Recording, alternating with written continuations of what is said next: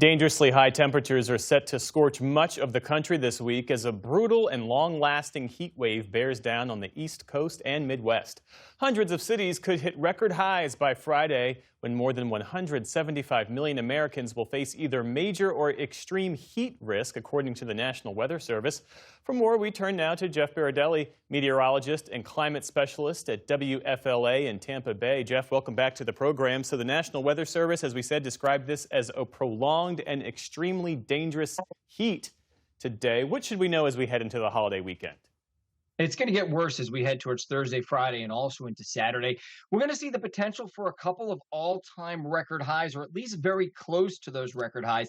Generally, the I-95 corridor, that's going to be ground zero for the hottest weather. We could see temperatures max out between 100 and 105, but when you factor in the humidity, there are going to be feels like temperatures around 110, some places a little bit higher than that. And again, the worst Thursday, Friday, Saturday, and it starts to get a little better, slowly better as we head into Sunday.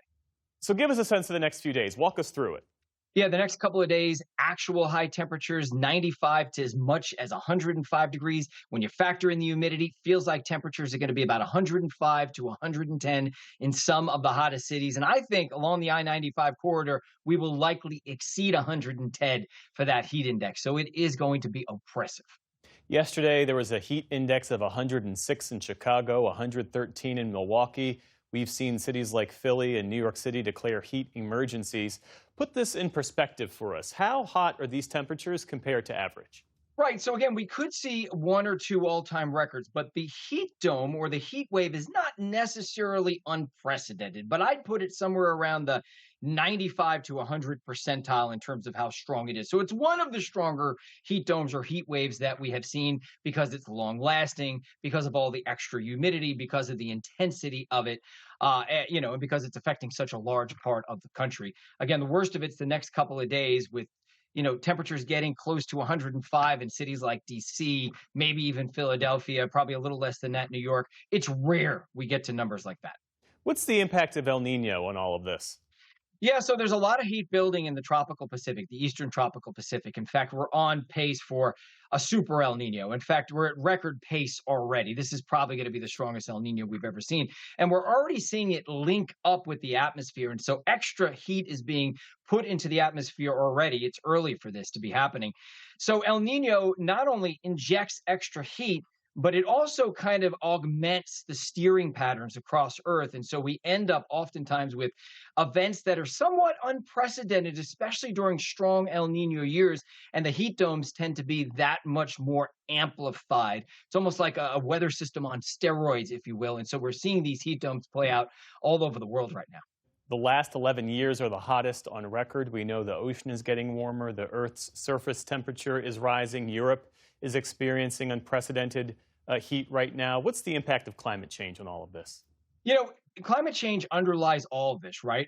Air temperatures are about 3 degrees Fahrenheit warmer than they were just a little over 100 years ago.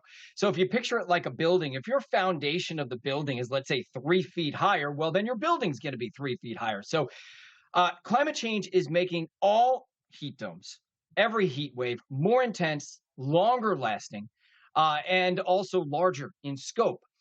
And what we're seeing is unprecedented type heat. In fact, the heat wave in Europe that played out over the past week or so, there was a study that was done by World Weather Attribution. They found that the heat dome was likely about 6 degrees Fahrenheit hotter than it otherwise would have been just 50 years ago. And 50 years ago, it would have been virtually impossible without climate change. So that's the impact on the European heat wave. There's going to be another one shaping up as we head into the weekend and next week.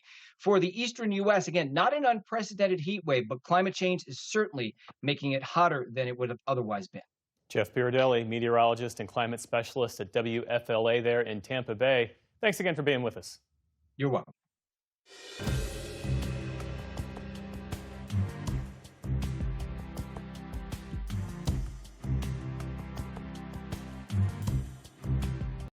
Support journalism you trust. Support PBS News.